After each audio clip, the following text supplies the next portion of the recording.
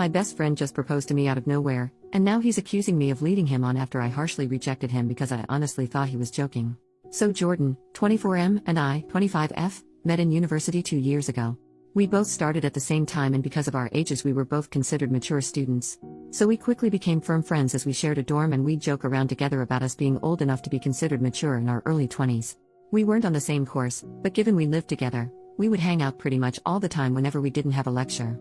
We joined a bunch of societies together, went drinking every weekend together, etc., etc. It was a pretty sweet gig because it meant we were at least never alone. Obviously we made other friends, both alone and together, but we were always each other's number one at the end of the day. At the moment we're on holiday, and while we haven't hung out constantly, we decided to make plans to visit each other's hometowns, because we're from very starkly different places. Today, we went to mine. Mine is a big city central. This morning we went there and were wandering down the streets, doing some sightseeing because he's never been. There's typically a lot of street sellers here, trying to sell you everything from hot dogs to fluffy Pokemon hats. I decided I wanted to get a caricature done. I've never had one, and I thought it would be funny to get and hang over my bed when we got back for term. I asked Jordan if he wanted to get in, and he refused. No worries, so I sat down to get it done. They don't take very long, 5 or 10-ish minutes, so I looked straight forward at the artist the entire time. He finished the caricature. I loved it. So obviously I turned to show it properly to Jordan. When I turn though, I literally don't even know what to say. He's down on one knee holding up a ring box. I don't even really know what he said, if he did the whole proposal speech thing, because I was so confused, I was barely paying attention. Remember again, this is a super busy tourist city, so this has drawn a mini crowd now, coming over to cheer us on. I couldn't help but burst into laughter. To be honest, I thought this was some kind of odd prank type thing. We've never been the prankster types or whatever, but I couldn't come up with a reasonable explanation. So I just laughed and laughed and laughed, until I looked at Jordan and he looked genuinely heartbroken. So obviously I asked him something along the lines of, "You are not being serious?" This is the only thing I remember him saying. He shut the box, stood up, shrugged and said, "I guess not anymore," and then walked off. This left me standing pretty awkwardly in this gathered crowd of people, a lot of who were giving me dirty looks, which made me incredibly uncomfortable. The plan was to meet back up at the hotel that we had booked rooms next door to one another. So I figure that's where he's going and head back that way. But he's not there. So I wait, and he still doesn't return. I text him out of concern. This was at 1:15 p.m. It's currently 6:20 p.m. as I'm writing this, just asking if he's okay. He responds with a long message back, which I would post because it's an odd read, but I won't out of respect for his privacy, in which he basically accuses me of leading him on, asking why I didn't break up with him sooner, saying I had publicly humiliated him and that he thought I loved him the same way and that he felt our relationship was strong enough to consider taking the next step. Now this is completely out of left field. I literally have got no clue where in the world he's got this idea from. The closest we've ever physically been is a hug, hello and goodbye. I've never even jokingly flirted with him, for exactly this reason. I've had too many friendships collapse because they can't tell the difference between serious interest and joking banter in friendships, so I've been extra careful to not. We've never kissed, never been on a date, never be intimate. I do not find him physically attractive and I wouldn't want to be in a relationship with him. I don't understand where on earth he's got this idea that we are.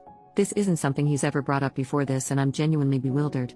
He hasn't returned to the hotel yet. I periodically knock to check, and I've been listening out for him walking up the hallway or anything. Nothing. I haven't responded to his long paragraph because honestly, I don't know how to. I'm just so stunned and taken aback that I genuinely have no idea where to go from here or what to do. I haven't told anyone I know in person yet, mostly because I don't want to bring this up to people who know Jordan. So here I am turning to strangers on Reddit instead. What in the world do I do?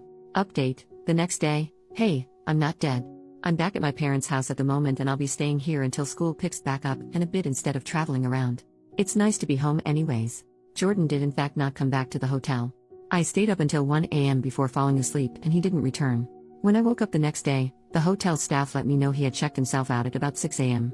I did end up responding to his big long text. I took everyone's advice and told him that I was sorry it didn't go as he had expected, but that I wasn't sure where he got the impression we were together. I said I'd be happy to sit and have a discussion about it all so we could make sure we're on the same page. He was not happy about this at all. And he again went off with a bunch of the same type of thing he'd said in his first message. It didn't really seem to be going through his head at all. Even in these new texts he kept referring to this all as me breaking up with him, despite me explicitly telling him we are not and never have dated. Again, all his messages were very clear and coherent, even if what he was saying was not based in reality at all. He wasn't sending paragraphs, just sentences in really quick succession, which was blowing my phone up. He told me he didn't want to meet up with me to talk because I had ripped out his heart and crushed it in public. I did ask him for specific instances he could recall between us that made him think we were dating, but he completely ignored the question and just kept going on and on about how hurt he was that I was breaking up with him and how he felt his world was ending. He said he loved me more than anything and had felt so confident that I had too, which is why he felt so certain about proposing to move our relationship along. Eventually, to be honest, I grew pretty tired of the conversation and stopped responding, because it was just going around and around in circles.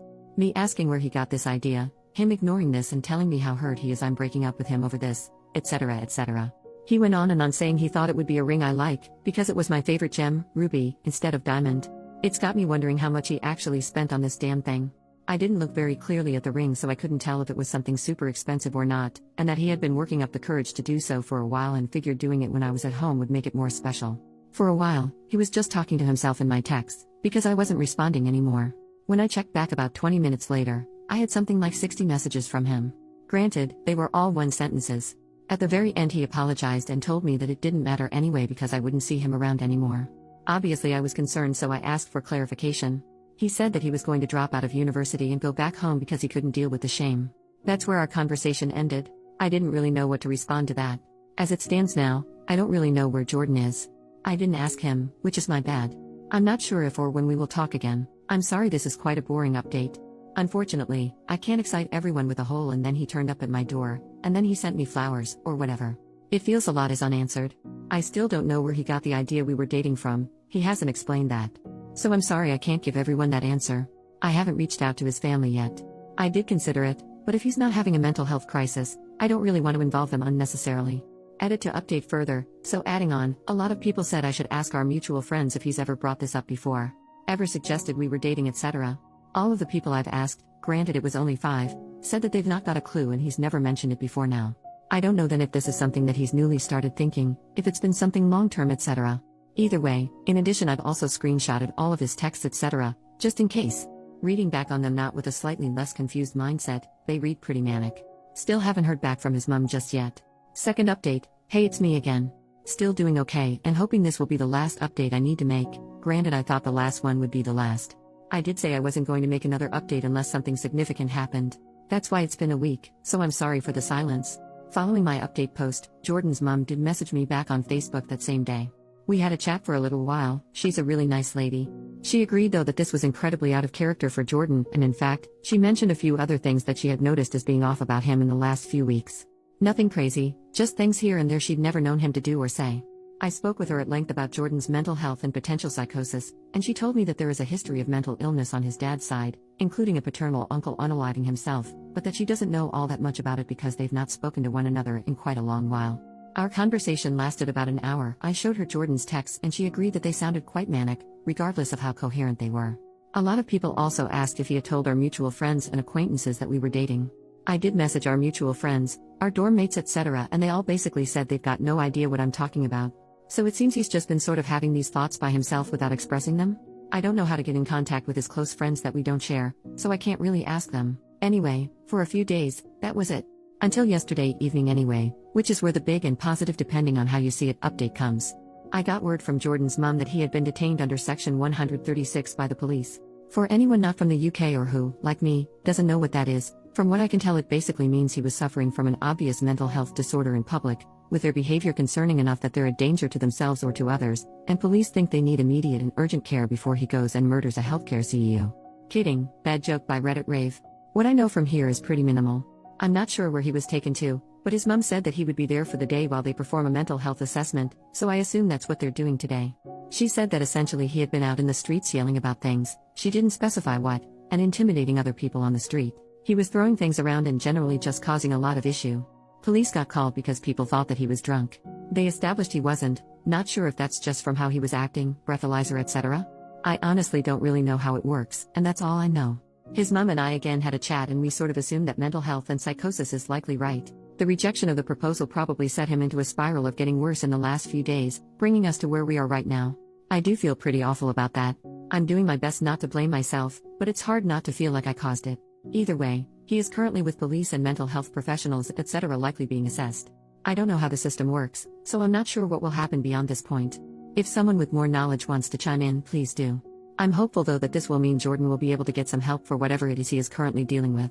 My hope is therefore I won't need to update again, and this can end here. I have yet to speak to the university about the situation just yet. Not really sure how or if I should approach that, so I'm leaving it be for now. This has been a whole lot of emotions, and I really appreciate the help of everyone on my last 2 posts. Again, I won't update again now unless something major happens, but I highly doubt I will learn much more. If he gets diagnosed with anything, I'll see if I can find out what from his mom and I'll add it as a small update to this post, though some form of psychosis is definitely looking most likely. I don't want to bother her while they're struggling with this though, so we will see. Thanks again everyone, and thanks for following along. It's been really reassuring to have this support and people with way more understanding than I have to help me.